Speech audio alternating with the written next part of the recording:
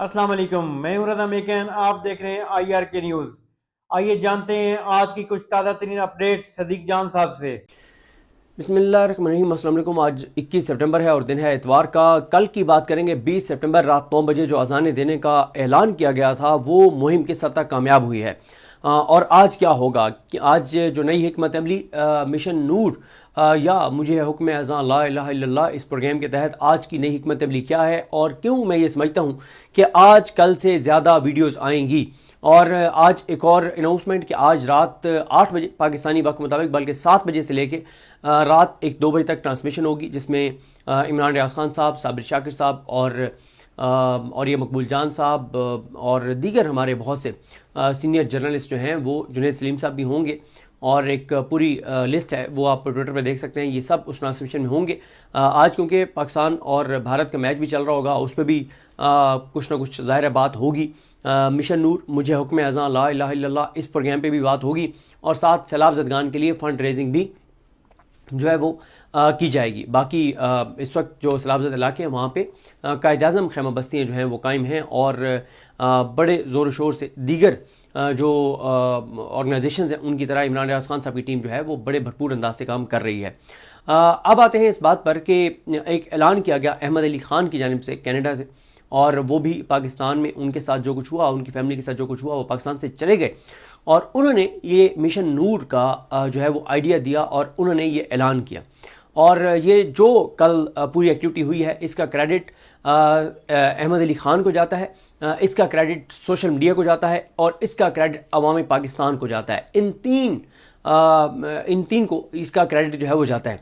और आज क्यों मैं समझता हूँ कि ज़्यादा वीडियोज़ आएंगी, क्योंकि देखें बहरहाल कुछ भी कहें लेकिन कंट्रोवर्शियल तो बनाया गया मिशन नूर को, और इल्ज़ाम ये लगाया गया कि ये तो कादियानियों का कोई प्रोग्राम है।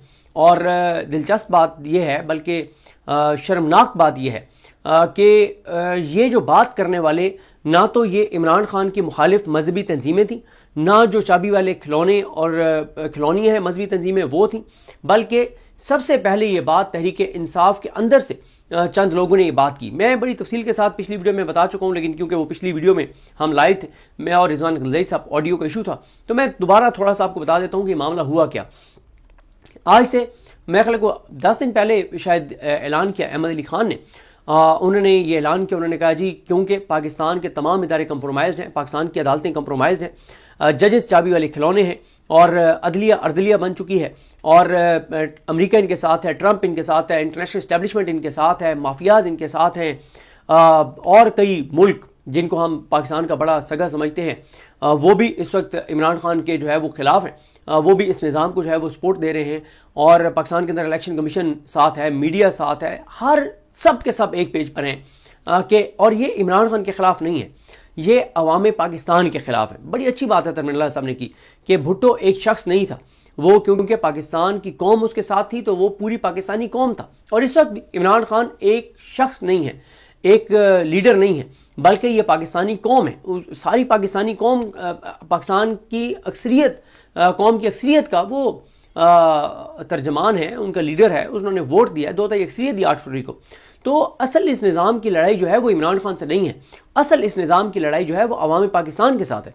तो खैर अहमद अली ख़ान ने कहा, उन्होंने कहा कि हम अब जब पाकिस्तान के तमाम इदारे कंप्रोमाइज़ हैं और अदलिया के अंदर जो है वो justice Yahya Khan, justice Dogar, justice Aliya Neelam जैसे जज बैठे, हाजी अमीन, मोहम्मद अली मज़हर, हसन अजहर रिजी, अली बाकर नजफी, आमिर फारूक, शाहिद बिलाल हसन, मुसरत हिलाली जैसे जज बैठे। और हाई कोर्ट में जस्टिस डोगर, खादिम सोमरो, इनाम अमीन मिनहास और जस्टिस आसिफ और जस्टिस आज़म खान, इन जैसे जजेस बैठे हैं। तो और लाहौर हाई कोर्ट में जस्टिस आलिया नीलम, जस्टिस शहबाज रिजवी, अली ज़िया बाजवा और इस तरह के जज बैठे हैं।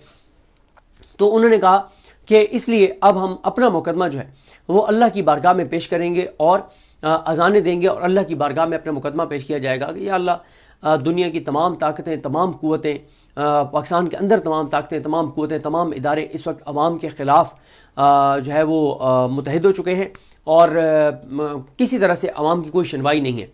अवाम पुरअमन एहतजाज पहले भी करती रही, नहीं सुना गया। फिर 8 फरवरी को पाकिस्तान के लोगों ने वोट डाला, उनका वोट नहीं गिना गया।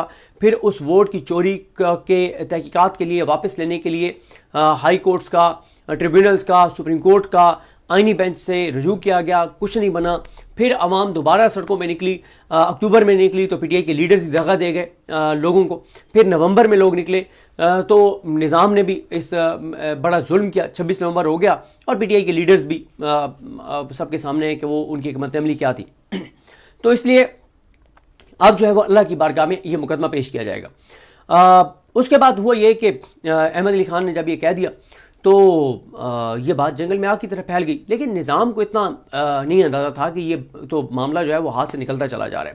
معاملہ یہ ہوا کہ جمعرات اور جمعے کی درمیانی رات ایک رپورٹ انیشیٹ ہوتی ہے، جس رپورٹ میں یہ بتایا جاتا ہے کہ 15 کروڑ سے زیادہ ویوز آ چکے ہیں مشن نور کی ویڈیوز کے اوپر، اور ٹک ٹاک کے اوپر ٹرینڈنگ میں ہے. عام آدمی ویڈیوز بنا رہے ہیں اور یہ تو ایک آرگینک چیز جو ہے وہ بالکل ہاتھ سے نکلتی جا رہی ہے. اور یہ تو اگر سکسیسفل ہو گئی تو کل کو کچھ بھی ہو سکتا ہے، کیونکہ اس وقت پاکستان کے اندر نا بڑا خوف ہے جو بنگلہ دیش میں ہوا، سری لنکا میں ہوا اور نیپال میں ہوا. اور اسی لیے آپ نے زبیر علی خان صاحب کا ٹویٹ دیکھا کہ ٹی وی چینلز کو کہا گیا ہے کہ آپ نے نیپال کی ویڈیوز جو ہیں وہ نیپال کی ویڈیوز آپ نے نہیں چلانی.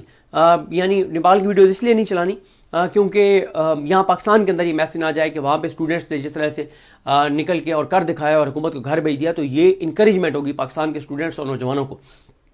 تو خیر جب یہ جمعرات اور جمعے کی درمیانی رات یہ چیزیں ہائی لائٹ ہوئیں تو تھرتھلی مچ گئی کہ اب کیا کریں. پھر یہ کہا گیا کہ پی ٹی آئی کے اندر ان لوگوں کی سروسز حاصل کی جائیں جو ہیں تو ہمارا ایسٹ، لیکن پبلکلی ان کے بارے میں یہ تاثر ہے کہ وہ عمران خان کے بڑے جانثار ہیں، بڑے مخلص ہیں. ان کی سروسز لی گئیں اور ان کی سروسز لے کر پی ٹی آئی کے کچھ لوگوں نے سوشل میڈیا پہ کہنا شروع کر دیا کہ یہ جو مشن نور ہے یہ تو قادیانیوں کا مشن ہے، اور یہ تو قادیانیوں کی 20 سپٹمبر کو جو ہے وہ ایکٹیویٹی ہوتی ہے اور یہ ان کے لیے کوئی اہم دن ہے، تو اس لیے جو ہے وہ یہ ایک سازش ہے، اسلام کے خلاف سازش ہے، اور یہ کنٹروورسی بن جاتی ہے. اور پی ٹی آئی کے اپنے لیڈرز اس کو کنٹروورسی بناتے ہیں.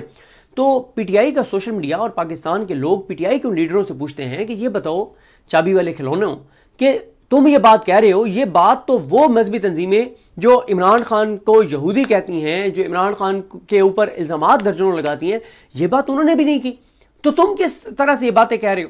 تو انہوں نے پھر ادھر کہا کہ سر وہ آپ اپنے باقی جو چابی والے کھلونے ہیں جو مذہبی تنظیمیں ہیں ان کو تو کہیں کہ شروع ہو جائیں، ہم اکیلے ہی لگے پڑے ہیں، سوشل میڈیا میں برباد کر کے رکھ دیا اس نے کہ تم کہہ رہے ہو، ایسی تو کوئی بات ہی نہیں ہے. خیر وہ مذہبی تنظیمیں آتی ہیں میدان میں، لیکن اس طرح سے نہیں آتی کیونکہ وہ بہت دیر ہو چکی تھی. اب یہاں پہ پڑ جاتا ہے رولا، پی ٹی آئی کے اندر بڑی لڑائی پڑ جاتی ہے. پی ٹی آئی کے اندر بھی جو فیصلہ ساز فورم ہے ان کے بھی بہت سے لوگ، اور ان سے ہٹ کے پی ٹی آئی کے اندر جو لوگ جن کی آواز سنی جاتی ہے، یعنی جو فیصلہ ساز نہیں ہے لیکن ان کی آواز سنی جاتی ہے، ان کی اکثریت کھڑی ہو گئی. انہوں نے کہا کہ یار کوئی عقل کو ہاتھ مارو، یہ کیا تم بات فضول بات کر رہے ہو، اور کوئی ثبوت نہیں ہے، کوئی دلیل نہیں ہے، کوئی قادیانیوں کا اس سے تعلق کوئی نہیں ہے. اور پی ٹی آئی کا عمران خان صاحب کا جو موقف ہے وہ پوری دنیا کو پتہ ہے کہ وہ نبی کریم صلی اللہ علیہ وسلم کو خاتم النبیین صلی اللہ علیہ وسلم مانتے ہیں، نبی کریم صلی اللہ علیہ وسلم کو آخری نبی سمجھتے ہیں. اور عمران خان کے دور میں کچھ ایسی چیزیں ہوئیں جو کہ بہت اس حوالے سے اگریسو تھیں. عمران خان صاحب کا یو این جی اے میں خطاب، اور یہ تو عمران خان تو کلیئر ہے اس معاملے میں، کوئی ایسی بات نہیں ہے. مجھے اپنی دعا میں یاد رکھیں. اللہ ہم سب کا حامی ناصر ہو. اللہ حافظ. تو ناظرین یہ تھی اہم اپڈیٹس جو آپ نے جانی صدیق جان کی زبانی. تو ناظرین جڑے رہیے مزید اپڈیٹس کے لیے ہمارے چینل کے ساتھ. اپنا اور اس چینل کا خیال رکھیے گا. اسی کے ساتھ اپنے میزبان رضا میکن کو اجازت دیجیے. اللہ حافظ.